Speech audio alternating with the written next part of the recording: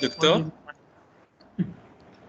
Yeah. for my numbers, I got the stations and minus the first station. Oh. Check the values. Check the values. Okay. Maybe, Doctor, I had a gross mistake or something, so I get very high value for the tangent line. So when I deducted from the point of intersection, I got minus. Yeah, when you subtracted L by 2, yeah, that's at that point. So maybe there's Yeah, a problem with calculation of the L, maybe your ds. yeah. Grade is given, -4 is given. You cannot change it. It's not a question. -2, -4 is given. Okay, and if you are getting a negative number, what can I say? Anyways, if your calculations are correct, okay, if your calculations are correct, you are saying for ds, calculating ds. Okay, we took -4 because this will give you higher ds, more Yeah, side yeah, distance. Doctor. So it was very Okay. higher than, so I got a minus for the. No, I'm answering the Mariam Khalifa. Okay. She's saying why did I take -4 for calculation of side distance? Okay, I took -4 because it will give you higher value of side distance. Okay, so we are always going for the higher value of side distance. If you take -2, it will give you a lower value. Okay, for the negative station, yeah, you will always take the lesser gradient, lower value. Okay. For the negative value of the station, it can happen. It can happen. Okay. So if your calculations are correct, and then because of the numbers with your ID, okay, somebody got a negative answer, I will not deduct any marks. Okay. So if every step was correct and then still you got a negative number, it is theoretically correct. It may have happened because of the changing numbers with your ID. So I will still give you the full marks. Okay. The steps should be correct and calculation should be correct as well. So if the only problem is you got negative number because the number given with your ID was very low, although I did it with the lowest of the numbers. So if I didn't get the negative number, I don't know why you are getting. But in any case, okay, I will try to favor you as much as possible. Fourth question is speed, flow, and density equations. Fourth question is speed, flow, and density equations. Anything you found confusing or tricky with that question? I don't think so. Speed, flow, and density equations. Anything you found tricky, confusing, anything you need the explanation for?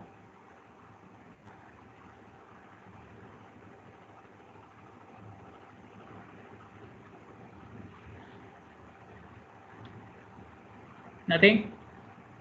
I think it was pretty straightforward because it was same as the one which we did in the class. Yeah. I think this should be. Okay, question 5. Question 5. The one with the one for the peak hour volume, peak hour factor, and these things. Anything you found tricky or you found confusing with the question? Go ahead. Question 5.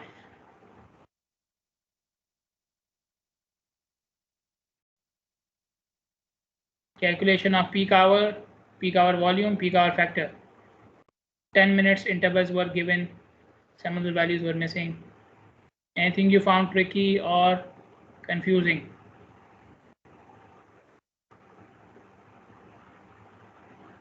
The purpose of doing this exercise is, the general confusion should be cleared now.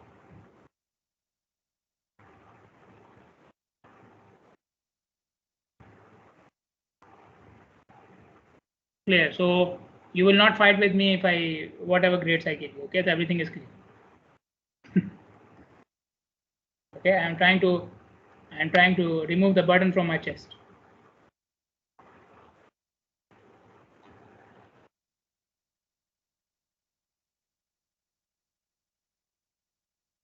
Okay.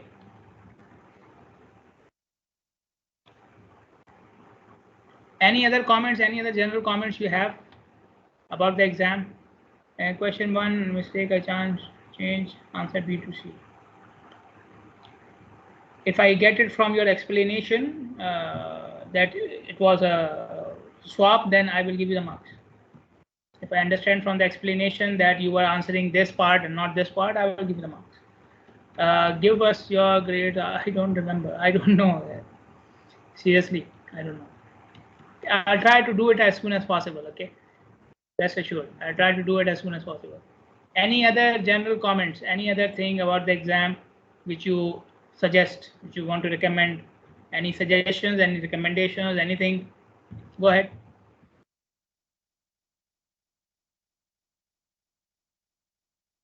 Anything you want me to consider for the next exams, second exam, final exam?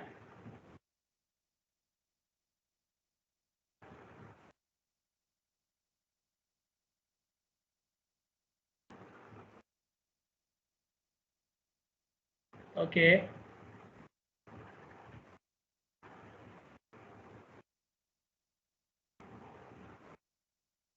Okay, noted the time.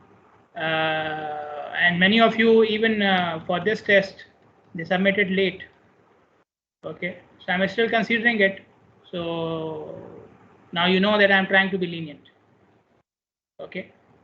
For question 2, if you don't understand it, ask me in the test. Okay. I was asking today because I thought you have already seen the solution. Okay. This is why I'm asking today. That what did you find confusing, because with the solution now you may have some more questions about it. Okay, so that's why I was asking. If you have a problem that you cannot understand a question at all, then you don't have to wait for the exam to finish. Then you ask me then and there. Okay, then you ask me then and there. Got it? So time noted, but about the question, let me give you a tip for the next exam. Now be prepared for these types of questions. Okay, I don't know how you prepare. Maybe ask each other questions of this type, practice. Okay, maybe read from the book, whatever you do. But the theory part will have questions like this. I will not ask for the definitions now. Okay, if you have any confusion, ask me at the time of the exam. Okay. And keep in mind the online exam, and whenever, even if you have on campus, it can happen somebody asked it, you didn't know, so I may have given him the answer or giving her the answer, but you would not know the answer. Okay, even in online exam there were 2 sections which were having different meetings. Okay, they were in different calls. Somebody from the first section may have asked it and you don't know, or somebody in your section may have asked it, but you are keeping the meeting mute because obviously you don't know, you don't need any disturbance. Okay, so if there's a confusion in the question, it is your responsibility to ask. Okay, but question 2 is about side distance. Okay, so I will try to consider your request because I had some other requests from the other section as well. So I will try to be more lenient for question 2 as compared to question 1. Okay, so I hope you will do well in the end. Okay, even after doing all these things, if you don't do well, then take an F from me as a gift. Okay, that's good. Okay, so today we will start with chapter 11, which is about spot speed studies, and this is very important topic for the second submission of your term project. Okay, so whatever I'm going to explain today and tomorrow will help you a lot in preparing the second submission of your term project. So spot speed studies are the studies related to the speed of the vehicles which are observed either over a point, so that's why we call them spot. Okay, so spot refers to that the speed is taken over a point. Okay, or if you don't have the means to do it over a point, then you do it over a short segment. Okay, so in any case it cannot be for a significant length of the highway.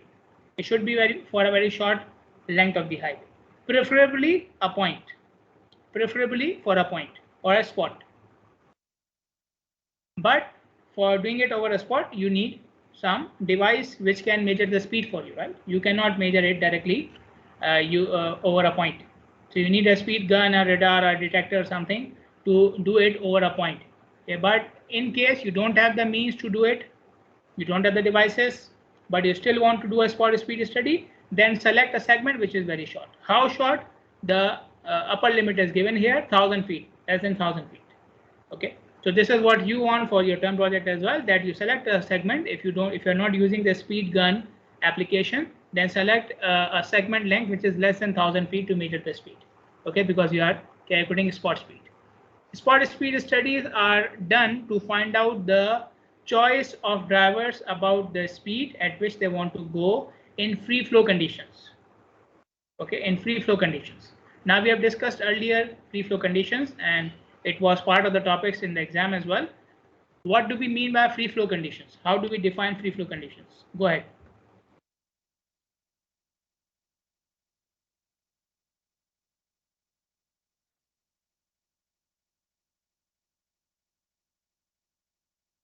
Free flow conditions.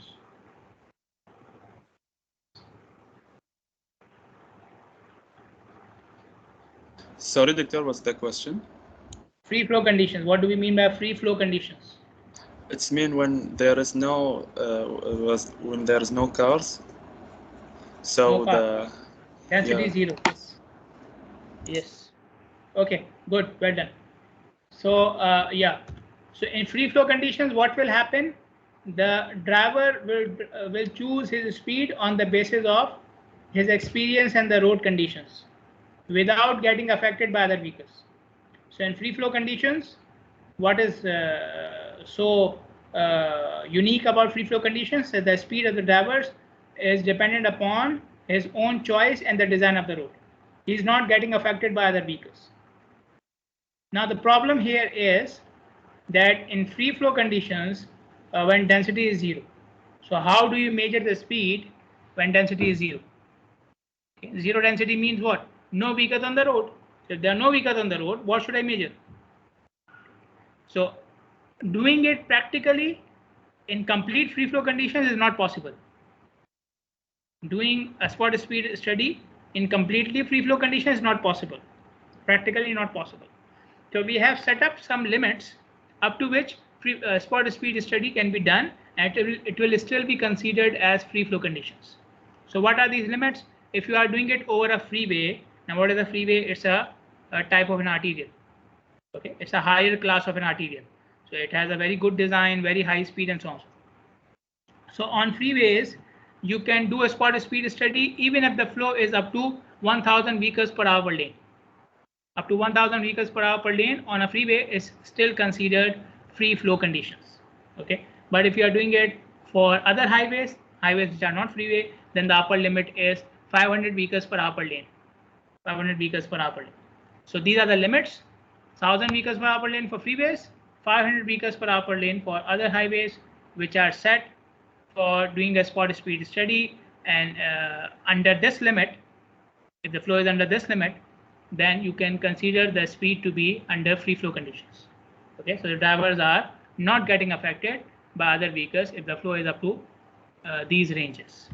Okay, and why do we are setting these ranges? Because we need to do a spot speed study, which is not possible if conditions are completely free flow.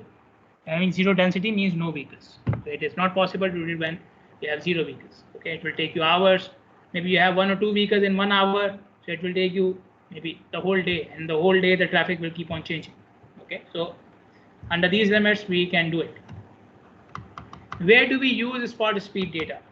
The first point was mentioned in the last chapter as well, that when you are setting the speed limit, it should be as per the expectation of the driver, which is how do you expect, what speed you expect on the road depends upon the design of the road and your own experience. Okay, so when you are setting up the speed limit, then you should know at what speed the driver likes to go. Okay, so it should not be too high or too low. I have already explained the reasons in the last chapter. The second point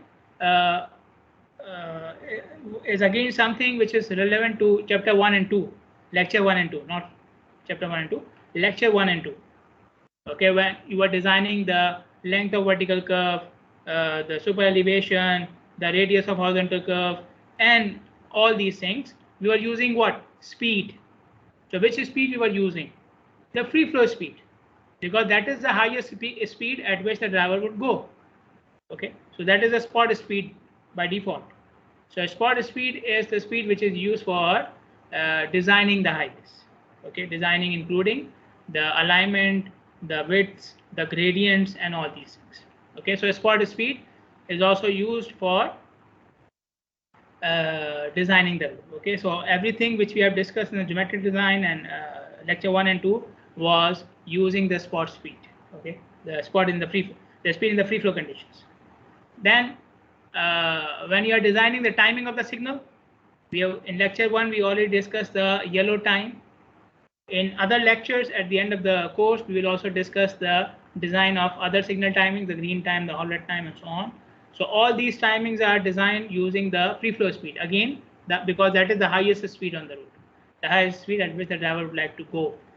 Okay, so we will be using the spot speed data in that case. Okay, so you should use the free flow speed, which is basically the spot speed. And the last thing, again, something I mentioned in the last lecture as well, like the lecture of the last chapter, that is the investigation of high accident locations. And I mentioned at that time as well that in many cases, the locations which have high number of accidents compared to the locations have the problem of spot speed.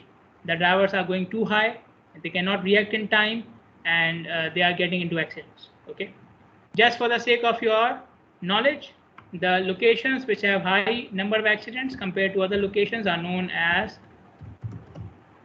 spots. Okay, so what are black spots? Locations which have higher frequency or number of accidents as compared to other locations in the area. And for those locations, one of the things we investigate is the free flow speed of the drivers. So again, you need spot speed data to investigate the reasons of the accidents and how we can reduce it. Some definitions which are relevant to spot speed and which will be used later on in this chapter. The first one is average or time mean speed. Okay, so if you are collecting spot speed data and you do its average, so you can call it average speed or time mean speed. Now, time mean speed was discussed in lecture 3 as well. Okay, we discussed time mean speed and space mean speed.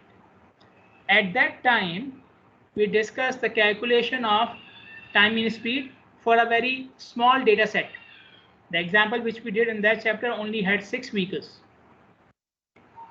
So the method of calculation which we saw there was appropriate for a small data set. But in this chapter, later on, inshallah tomorrow, I will show you another method of calculating the time mean speed, which is used mainly when you have a bigger data set. Okay, so if you have 50, 60 values or 100 values, then you will not use the simple averaging which we did in lecture 3. That is for small data sets. For large data sets, I will show you another method tomorrow, inshallah. Okay, but the point here is when you calculate the average of spot speed data, we will call it the time mean speed. Okay, so having time mean speed is not necessarily dependent upon how we calculated it. Okay, to have time mean speed is not necessarily dependent upon how you calculated it. It depends upon how the speed was observed. So in case of spot speed, we observed it over a point or a short segment. So that is by default, when you calculate the average of such speeds, it will be by default time mean speed. Because space mean speed, I mentioned it earlier as well, is taken over a whole segment. It's taken over the whole segment of the highway, or maybe the entire highway, not even one segment, but all segments of the highway. Okay, so spot speed does not fit into that description. Spot speed does not fit into that description. So spot speed, whenever you calculate it, either for small sample or large sample, by default, whenever you calculate the mean for that, it will be time mean speed. Okay, because you have taken it for a point or for a short segment. Okay, so spot speed, the average of spot speed is by default time in speed, whatever method of calculation you are using. Okay, so keep one thing in mind. Then we have standard deviation. In simple words, standard deviation means the average difference between the mean and other values. So standard deviation can be calculated for any data set. Okay, so when you're calculating for spot speed data set, it means the average difference between the time in speed or the average spot speed and the other values of the speed in the data set. Okay, so for example, you have 100 values. You calculate the mean of those 100 values, then take the difference of each value from the mean, and then you do the average. Okay, conceptually or theoretically, this is what we call as standard deviation. The average of all the differences in terms of concept is what we call as standard deviation. The average difference between the mean and other values of the data set. Okay, that is standard deviation. But obviously, we don't calculate it in this manner. Again, I will show you the procedure of calculating the standard deviation for spot speed data. Then we have 85th percentile speed. Now, percentile means what? Percentile is the upper limit for a specific proportion of the data. The word percentile indicates the upper limit for a specific proportion of the data. And 85th percentile means that this is the upper limit for 85% of the data. So if I say 85th percentile of my spot speed data is 60 miles per hour. 85th percentile speed of my spot speed data is 60 miles per hour. What does it mean? 85% drivers were observed to drive at 60 miles per hour or less. 85% of drivers were driving at 60 miles per hour or less. Now let me change it. If I say the 90th percentile of my data is 70 miles per hour, what does it mean? 90% of drivers are driving at 70 miles per hour or less. So whatever the value I gave you as percentile is the upper limit. Okay, so the proportion of percentile will be the number of the percentage of drivers who are driving at that value or below it. Okay, so 85th percentile is an important parameter for spot speed data. Then we have the median speed. Now, what do we mean by median? Median of a data, okay, not median of the road. I think it's a very common term, so you may know the answer. What is a median?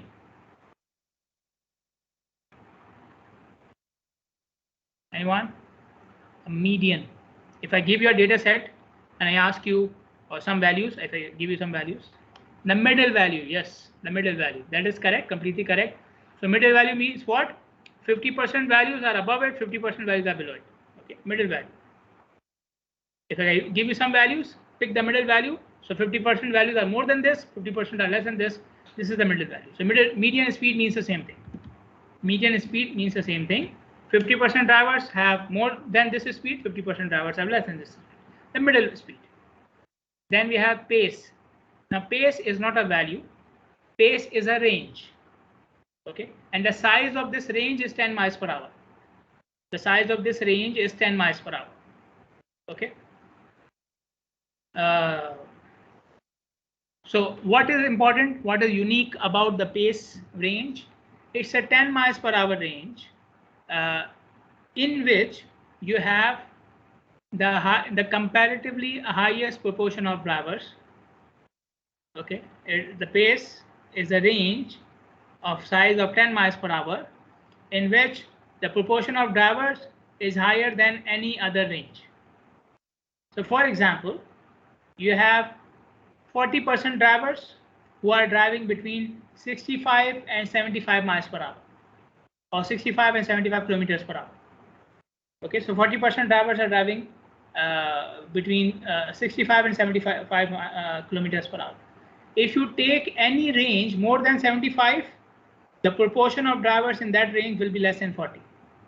And same thing for less than 65 as well. So you will not find any range in that data outside the pace value, outside the pace range values, which are having a higher proportion of drivers. It is not possible. Okay, so this is how we define pace. A 10 mile per hour range in which the proportion of drivers is higher than any other range of the data. Okay, that is pace range. So that is again an important parameter for speed. How do we collect the speed data? You can collect it using permanent detectors. So permanent detectors, the most commonly used type of permanent detectors for speed data collection is what we call as inductive loop detector. What you can see in the picture here as well, inductive loop detector. So you can see it is installed under the surface of the road, below the surface of the road, okay, and it looks like a loop, okay, and in many cases it is connected to a signal. These loop detectors are used mainly close to a signal.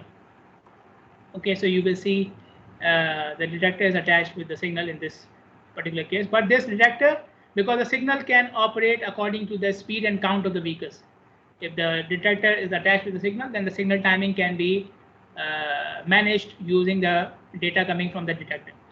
But as far as the speed calculation is concerned, if you have the detector which is already installed, then you can use it to calculate the speed as well. How? You can see along the road there are two parts of the detector, this one and this one. The distance between these two parts is short and known. Okay, so it is short, so you can consider it for spot speed calculation, and it is known, so you can calculate the speed using the distance. So when the car crosses over the first part of the loop, the time will be recorded. When the same car crosses the second part of the loop, the time will be recorded, and then you will do distance upon time, distance between the two loops, the two parts of the loop, and the time the vehicle has taken to go from one part to the other part. So this will give you the speed data. Yeah. What if there was a very long truck, so it has 4 aces in the front and 4 in the back? So the time between the two in the front will be as one car, and also for the. So how we will differentiate that this is a car or this is a very long truck or any other kind? Yeah, in that case, you have to do some calibration of the loop detector. Okay, you have to do some calibration of the loop detector so that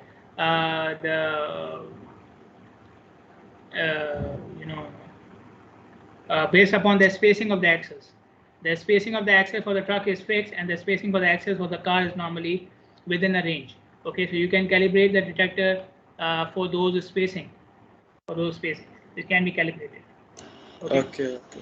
Thank you. And I think I mentioned earlier as well that most of the speed studies are done for cars.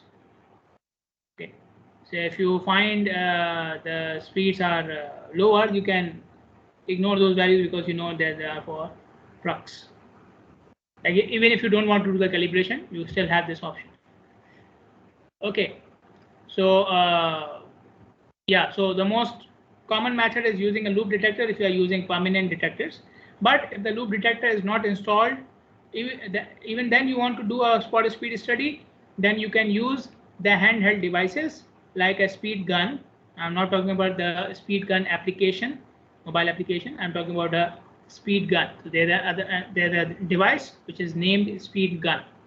Okay, and there are speed radars available as well, and these devices, handheld devices, can be used directly in hand. So you can keep it in your hand and you can operate it, or you can put your vehicle on the side of the road, park your vehicle on the side of the road, and like you have mobile stands in your cars, similarly you can have a mobile stand or a clamp, not mobile stand, sorry, a clamp or a stand for these speed measuring devices as well. Okay, so you don't have to keep it in your hand all the time. Okay, for accuracy and for convenience, you can just put this stand in your maybe in front of the windscreen or maybe on the window, and you can face the road. You can move the device towards the road, facing the road, and it is connected with a charger of the vehicle. Like it's charged with your mobile phone, it can be connected to the charger of the vehicle, and you can record the speed data using mountable speed device in with your car. Now, when you collect speed data, or you can do it manually as well using the time and distance. We have mentioned it so many times earlier. When you collect the speed data, there will be individual values, right? So you will collect the speed of one car, let's say 67.1, another car 56.2, another car 61.3, and so on and so forth. So you will have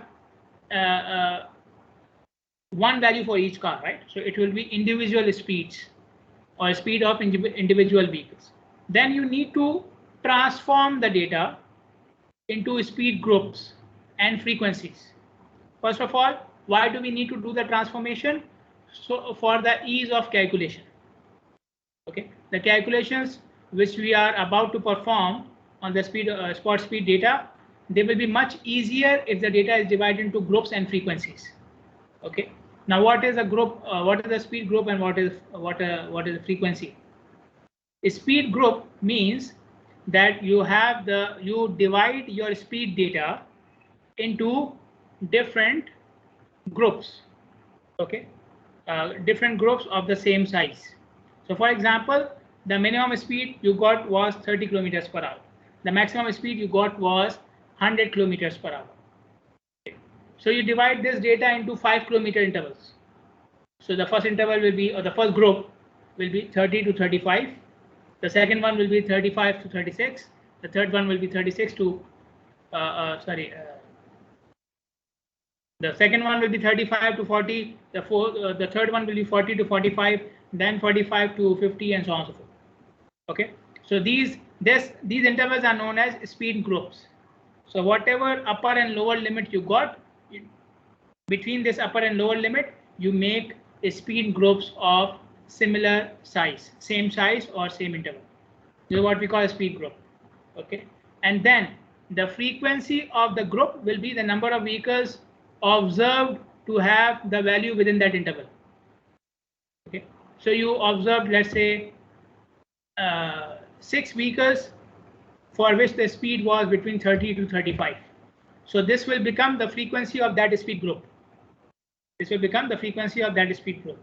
So what is the frequency? The number of vehicles which had the speed within a particular interval, and that interval will be known as speed group. Okay, interval of a speed group. Okay. So you can see data which is collected for spot speed. Let me magnify it, enlarge it. Okay, so you see top of the table some general information, weather conditions, date and time, and posted speed limit. At the bottom of the sheet, you will see the name of the observer and the method of collecting the data. And this is what you have to mention yourself as well while you are collecting the speed data. Okay. Then you see the first 2 columns are showing the speed groups, the upper and the lower limit for each speed group. So the first speed group is 30 to 32, second one is 32 to 34, third one 34 to 36, and so on. Okay. And how much is the size of each group? 2 miles per hour. Okay, the size of each speed group is 2 miles per hour. Now, the size of each speed group must be the same. So if the first speed group has an interval of 2 miles per hour, the second and the third and the fourth and all the speed groups will have the same size. They will have the same interval between the upper and the lower limit. Okay, so keep this point in mind, that the size of the speed group, the interval of the speed group must be constant from top to bottom for the same data set. For one data set, you cannot have different speed groups sizes. Okay. Now, how much should be the size? In this case, is 2 miles per hour. Now, 2 miles per hour is considered as an optimum value. 2 miles per hour size is considered as an optimum value. Okay.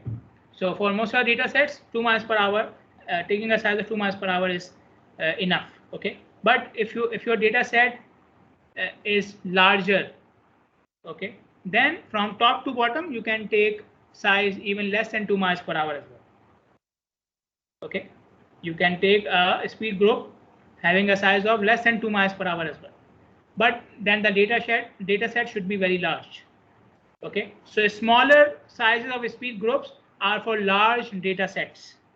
Okay, when you have taken many values, so even with a smaller size, you will find some reasonable frequency in each group.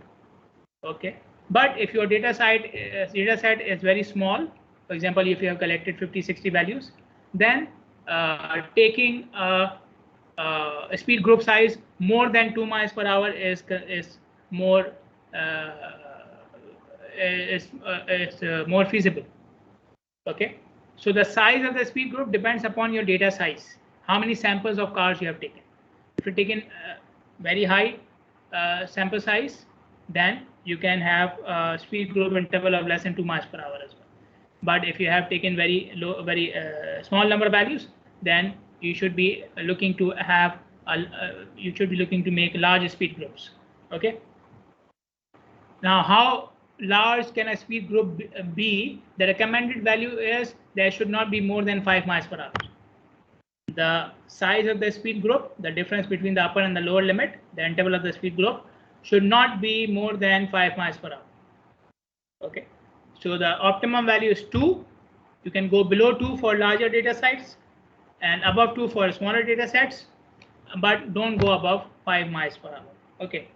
Now you see the third column and the fourth column. Third and the fourth column are basically showing you the frequencies for each speed group. These are the frequencies. The third column is showing the frequency in the form of lines, and these lines are known as telemarks.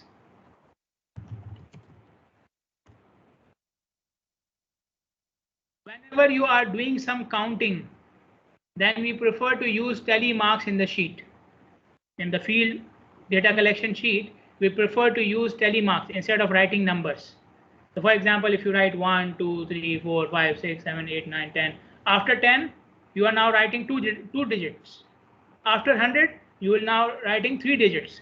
So every time your work is increasing. Okay, and you cannot manage it. Okay, even if you are writing single digit, it takes a lot of time.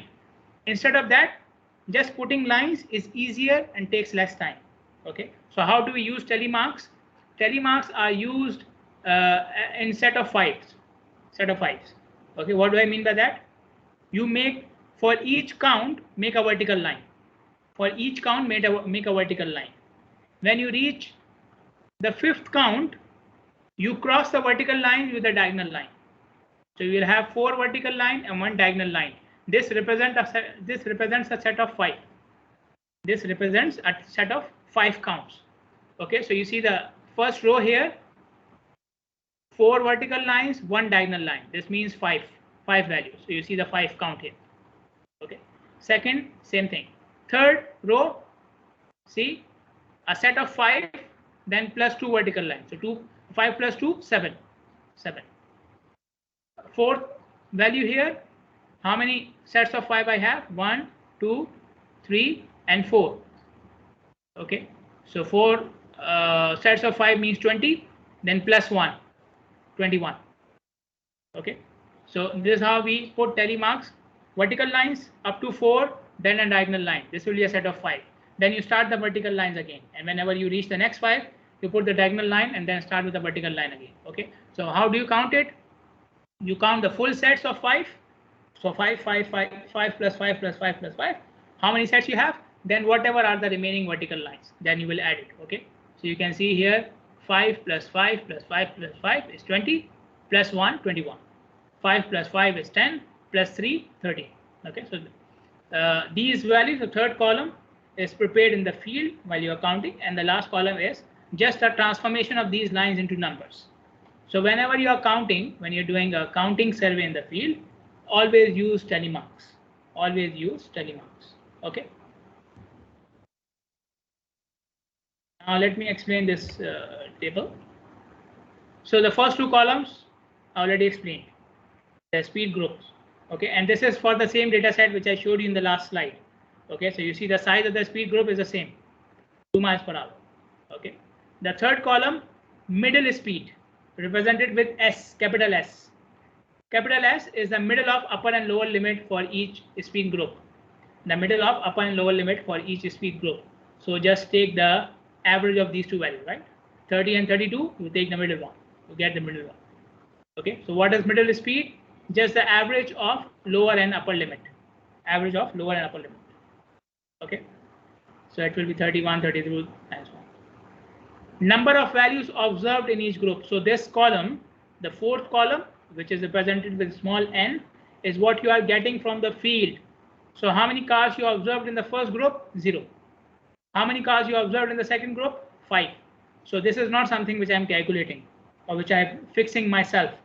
This is coming from the field. So whatever number of cars you observed which were traveling between 32 and 34, You write it here.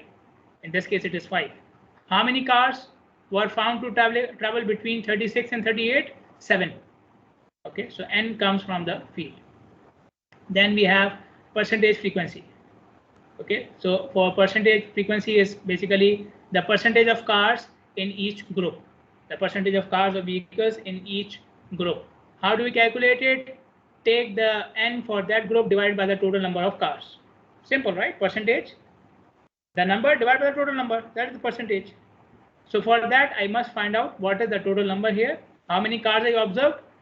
Total number for n, total of the n column. Okay, so if you take the total, you have observed 368 cars in your data set. You have observed 368 cars in your data set. Okay, which is addition of the values for all the speed groups.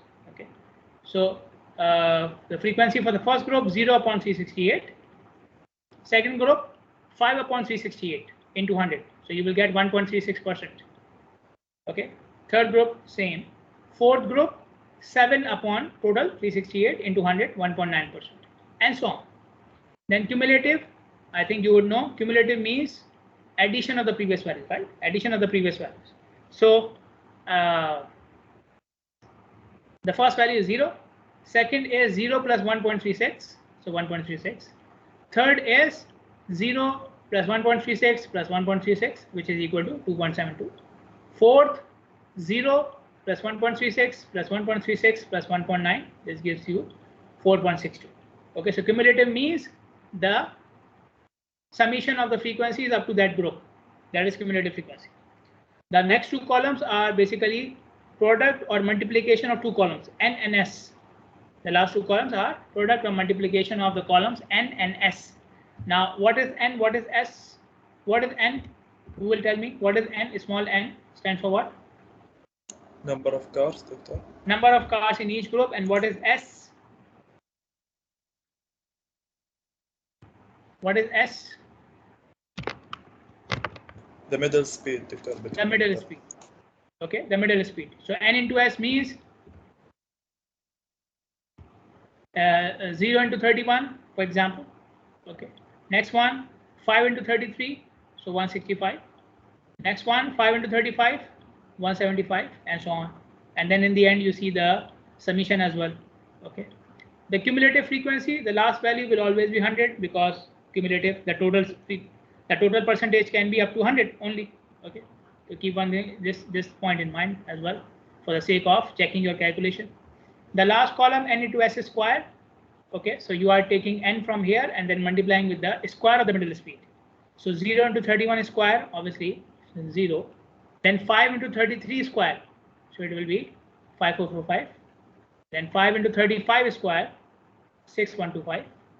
7 to 37 square, 9583, and so on. And then in the end, you see the summation as well. Okay. Now, why are we calculating these values? What is their use? I'll explain it tomorrow, inshallah, with the example. Continuing with the same example. If you have any questions, any queries, any problems, please let me know. Any questions, any queries, any confusion, please let me know.